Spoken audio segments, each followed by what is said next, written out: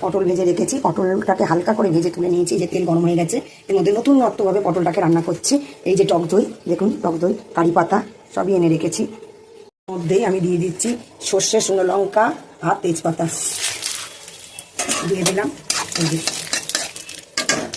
এর মধ্যে দিয়ে দেবো, এইবার এটা সবই ভাজা যাবে। এই যে রসুন কুচানো, এবার দিয়ে দিচ্ছি কারি পাতা,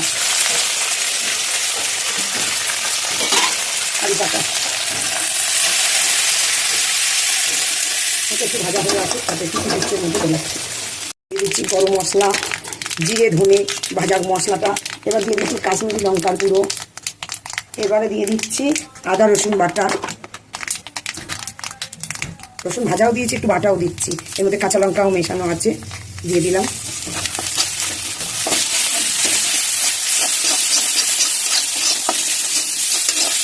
এরপর দিয়ে দিচ্ছি এটা টক দই, এটা আর কিছু না, এই যে টক দই দিয়ে দিলাম।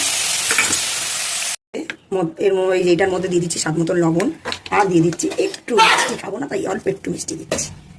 দিয়ে এই যে নাড়াচাড়া করে, এই যে ফুটছে, এবারে একটু জল দিয়েছিলাম, এটা ফুটছে। এইবারই পরে ভাজা পটলগুলো এর মধ্যে দিয়ে দেবো, এই যে দিয়ে দিলাম। এবার একটু নেড়ে চেড়ে একটু ফুট দিলেই নামিয়ে দেবো। দেখুন, আপনারা কে কোথা থেকে দেখছেন আমাকে কমেন্ট করবেন, আপনারা কেমন খেলেন। এরমভাবে করে একবার ট্রাই করে দেখবেন, কেমন লাগলো, ভালো লাগলো না খারাপ লাগলো আমাকে কমেন্ট করে জানাবেন। আর পটল অনেক রকমভাবেই আমি করে আপনাদের সামনে দেখিয়েছি, এই একটা আরেক ধরনের করে দেখালাম। ভালো লাগলে আমাকে কমেন্ট করে জানাবেন যে এটা এরকমভাবে ভালো লেগেছে। এটা হচ্ছে অ্যাকচুয়ালি ম্যাডাজিদের খাবার, এইভাবে পটল রান্না করে ওরা, সেই হিসাবে আমি করলাম। খেতে খারাপ লাগে না, আমরা একবার করে খেয়ে ট্রাই করে তারপর আমি এরকম আপনাদের সামনে করে দেখাচ্ছি। আজকের এই পর্যন্ত, টাটা।